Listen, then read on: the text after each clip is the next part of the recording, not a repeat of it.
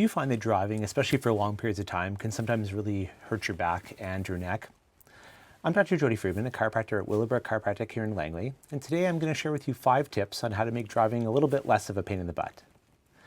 The first thing I'm going to talk about is actually getting into the vehicle. It's something we take for granted when we don't have back pain, but when back pain comes on, really sometimes it can be really difficult to get in and out of the vehicle. What I suggest to people is, as opposed to just kind of hurling ourselves in like we typically do, that we really sort of sit backwards first with our knees in front, and then grab onto the steering wheel and then rotate ourselves. By separating the flexion forward and the rotational movements, then we tend to put less strain on our back. To get out, we basically repeat the same thing with holding onto the steering wheel, rotating our pelvis forward, and then just kind of stepping out of our vehicle. Next, we want to really make sure that we get rid of the wallet in our back pocket. I know a lot of people like to keep a wallet inside their back pocket, but if you think about it, if there was just a book on the seat and you got into the vehicle, you probably would move the book rather than sitting sort of half your body on the actual book itself. The wallet's kind of the same thing, where it really creates an unevenness in our pelvis, and over time that puts a lot of stress on our low back and again makes it more likely for us to have back pain. Once we've gotten rid of the wallet, once we've got ourselves into the vehicle properly, then the next thing we want to think about is setting up our seat properly. The first thing you want to think about is basically our hip angle here then. So if our hips are up too high, that puts a lot of strain on our low back. So we kind of want to bring the seat up as much as we can, again, if your vehicle can allow for that adjustment, so that this hip angle is reduced. It's a little bit closer to kind of 90 degrees. And that way we can kind of extend our leg out a little bit further, so we're, again, not putting as much strain on the low back.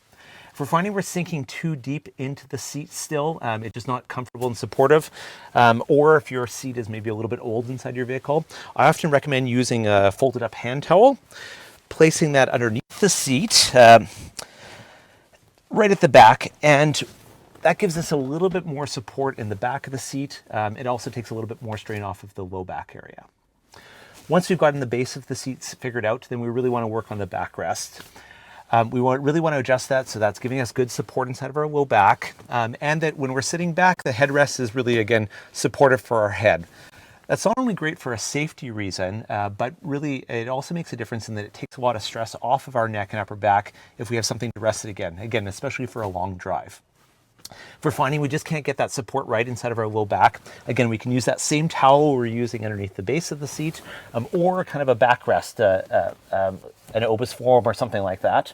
And we can place that in the small of our back and again, give us a little bit more support inside that area. Once we've gotten our seat figured out, really the next thing to keep in mind is that even though we have everything set up well for ourselves, just like at our desk, we usually start the day out facing forward, nice and tall, and then as the day goes along, we tend to kind of slouch down. One tip I like to use is to actually adjust the headrest with us sitting nice and tall to be supporting our head, and then adjust the rear view mirror to be able to give us a good vantage point of where we should be when we are sitting nice and tall. If we look forward and we see that our mirror is not in the right position, we really can't see behind us, then clearly we've slouched too much and we need to kind of reposition ourselves to sit a little bit more upright so that we actually are facing out the back mirror again. Once we've gotten all that set up, really the last thing we want to keep in mind is that, especially when we're on a longer road trip, that at least every hour, if not sooner, we really want to get out of the vehicle and move around. Even if it's just for 2 minutes, even if it's a little micro break where we're just walking around the vehicle, we're maybe doing a few knee marches, we're doing some back extensions, all those things really provide a reset for the back and for the neck so that the strain doesn't accumulate over a long drive.